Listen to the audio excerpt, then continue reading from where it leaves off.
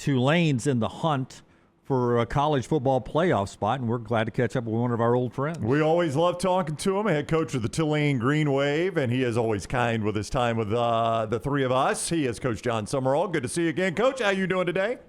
I'm doing great. Appreciate y'all having me on, man. Hope all is well. Yeah, it is wonderful, and I hope the same for you. You know, I knew obviously you were coming on this week, and it's no mystery. We love having coaches after wins rather than losses. You're in a better mood. It's a more fun interview. So I'm paying attention to Army, Tulane, and I'm like, I don't know if we're going to get coach after a win or not. I called Brown. I said, thank God for Shaz Preston. I mean, Amen. 14 points in 2 minutes. That's doing some work there at the end of the game for you. Yeah, we've decided we're going to try to make every game as interesting as possible, whether we're ahead by a lot or behind by a lot. You know, it's been the story of our season. We opened the year against Northwestern. That was like the most comfortable win we had all year. And who knew that was going to be such a quality win at that point? Like, now they've rattled off a bunch of them. But we played Duke here at home. Our old quarterback, Darian Mensah, we get up like 24-3. We win by a touchdown.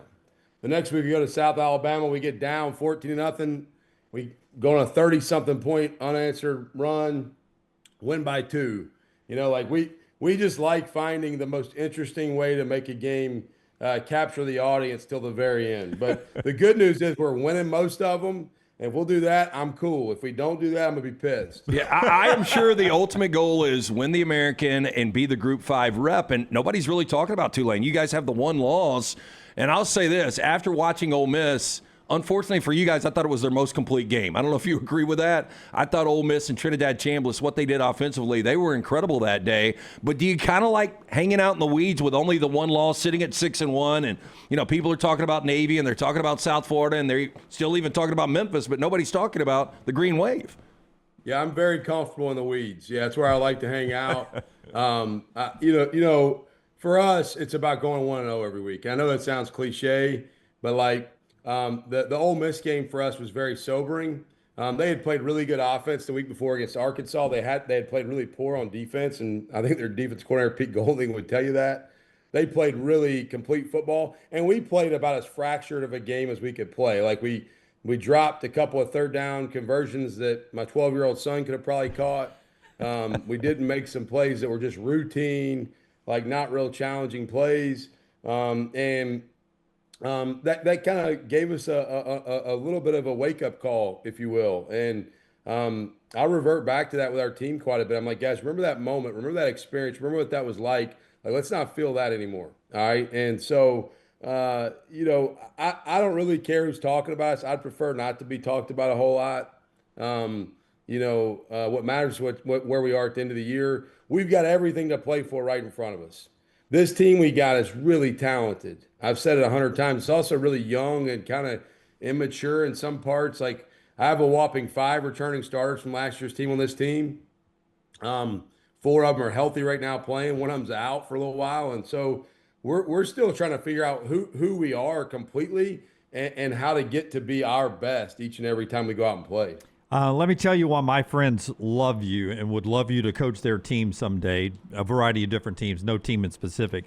They think you're not fake. They like the way you're just real. You're just down home, you're real. And they love it in your post-game interviews, even when you win, that you seem pissed off that you didn't play to a standard. Talk about playing to that standard, forgetting the scoreboard and wanting to play to the level you believe your team can play and how important that is to you. Yeah, well, I'll start with my brutal honesty. Like, my wife would tell you my greatest strength is my greatest weakness. Like, I'm ridiculously upfront and honest with everybody in my life. And if you don't like that, then you're going to have a real problem hanging out with me. And so I'm not smart enough to have more than one personality either. Like, there's just me. I don't have like a work John and a home John and this. It's like, no, I'm crazy all the time probably. But, man, our standard is our best here. Like, what is your best? Be your best every day. And, you know, winning matters. Going like there's electricity in the scoreboard because the score freaking matters, right? But how you play matters too. Like, it's not just what you do, it's how you do it. And sometimes we win, and I don't necessarily like how we did it. And I'm not going to be like, hey, that was great, we won. Like, no, I'm still kind of pissed that we aren't capitalizing on opportunities that are right in front of us. And so, Look, I like learning hard lessons through wins better than losses. But we have this group, this team, everybody in our world, man, you got to learn from everything you do. Like, I'm a firm believer there's two types of people in life. There's people that are fixed mindset that think they got all the answers and everything's fine and they're just going to keep getting what they want, even if they don't change. And there's growth mindset people that are like, hey, I'm constantly trying to evolve, adapt, improve, sharpen the sword so I can be ready for battle every time we go out. So there was a coach that used to coach in this state that gave answers like that a lot on this show. So it sounds a lot like that guy, and he was okay. He did okay, Coach. He won a lot of games. Got my Coach Saban? Yeah. I mean, that's what Hey, that sounds like. you'll love this. Okay. I love that you just brought Coach up. I keep this on my desk. Here's Nick Saban's The 5 Enemies of Greatness. I showed that to my team a couple weeks ago. I'm like a complacency fear monger. Like, I'm like, guys, like, everybody wants to pat you on the back. The same people that are patting you on the back are going to stab you in the back after we lose. And so, I tell our coaches all the time too with our players, I'm like, hey, don't pat the player on the butt too many times because at some point they're going to shit in your hand.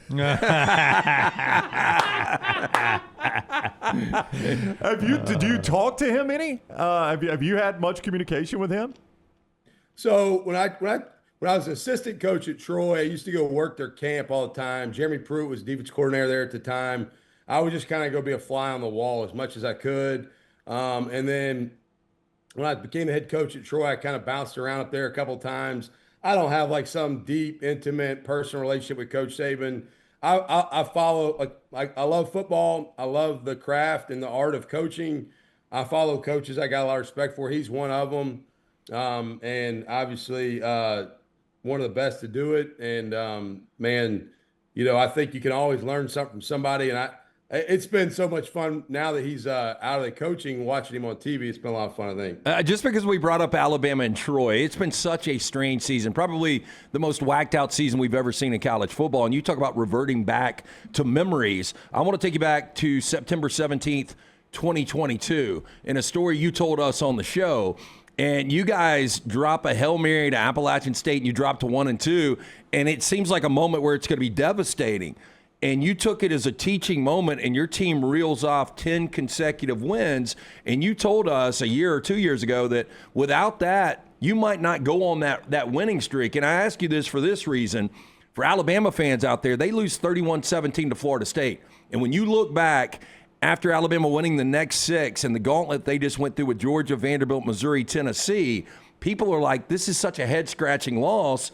But maybe, when you look back at this might have been a good thing, a galvanizing moment for this team. This happens, right? Yeah, a good friend of mine has always, that I've known since college, used to always say, you get a sentence out of a win, you get a chapter out of a loss.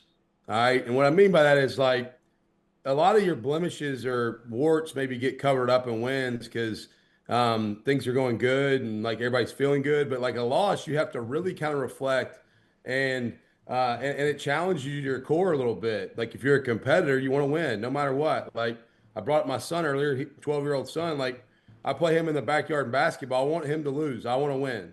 All right. And so when you lose, there are losses that you get more out of than you could ever get out of a win. That App State loss we had in 2022, we went on 11 straight wins after that, finished 12-2 and finished 19th in the country in all of college football for the first time in program history at Troy. We wouldn't have done that without that loss, and something I'll carry with me forever. Sean Clark, who passed away not too long ago, a dear friend of mine, was the head coach at App at the time. He was the O-line coach most recently at Central Florida. The App State crowd rushed the field. Sean, I'm trying to get our kids off the field so there's no incidents with a fan and our team. And I get the last 2 guys in our locker room. One of them was KJ Robertson from Thompson, Alabama. And the other is Tez Johnson, who is now playing for the Bucks. Tez was on our team at the time. And so I get those are the last 2. I give him the locker room. Sean comes over and he tells me, hey, man, the 11th game of last year, we beat Troy 45-7. And he's like, hey, the 3rd game of this year, man, y'all really outplayed us today. We just got lucky at the end. He's like, keep doing what you're doing. Man, this team's tougher. This team's more resilient. Like, y'all fight. Like, y'all beat us today. Really, we just won on the scoreboard. And I needed to hear that, quite honestly, because I was a first-time head coach, really hurt for our kids because they had given us everything we'd asked them to give us. And you sometimes you kind of recalibrate. You're able to kind of like refocus after those moments, and it helps get your full attention on what you need to do to be the best you can be. You are in a profession now where you're not really given a lot of time. And I talk about the weird season. There's already been 11 coaching changes in this season, including one with a $48 million buyout from a guy that won 13 games last year and went to the national semifinals. We were talking as a group yesterday, what is the benefit? And I know you're going to say there's no benefit at all, but maybe you can tell us how fractured the locker room gets. Like when a coach is fired mid-season, one of these major programs, what is the benefit? Why do athletic directors, why do you think they do that? And ultimately, like, what is that domino effect and the fallout with the team? Man, there's a lot. We could talk for like an hour about that topic, right? Like, the season's a season. Like when all this stuff, when coaching changes happen mid-season and you think about those rosters and those staffs that are in that moment, first off, my heart goes out to those teams. Because it's like, I didn't sign up to coach at Tulane for 6 games this year. I signed up to coach all of them. And I want to be here to see this thing, like, in the conference championship and us go win and go play in the playoffs. Like, you don't, whether it's going good or bad as a coach, you're not looking for an out. Like, the coaches that it wasn't going good for, that maybe you got the plug pulled, they weren't looking for a way out, I don't think, any of them. And so what it does to that team, man, and the people that are left behind, I think the challenge there is man, staying together, staying connected. I can't imagine being in one of those environments. I'm very fortunate and privileged to never have been a part of a midseason coaching change, because my heart breaks for those players on those teams who are going through it, because the leader who they are there for or maybe chose to play for in a lot of cases is absent all of a sudden. And you got to finish a football season. And then you got, do guys play 4 games in red shirt? And why administrators do stuff, I don't know. Like, I'm not an administrator. I'm a knucklehead football coach, and don't really desire to be an administrator. But it is a unique landscape we're in, and I think everybody's got different reasons for why they do stuff on different times. There's real challenges in making those decisions middle of the year on a lot of people. And can't imagine being in one of those situations, because, man, winning games and getting the team ready is hard enough each and every week. As a head coach, that's like, this is my team. And then for guys that are in the interim chair and all the chaos that goes along with it, man, I can't even begin to imagine. Well, we know you got things to do, Coach. I don't know if Jason told you, we got a package on the way for you and Jason. There's going to be something in there for him, too.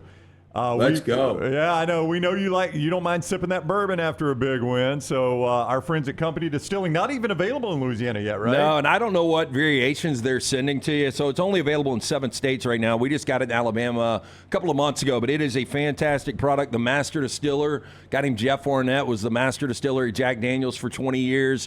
But I know there's an apple, there's a maple, but we're going to send you some really, really good bourbon you're going to enjoy. Let's freaking go, man. Come on. Just make sure there's no federal laws we're breaking by passing state lines.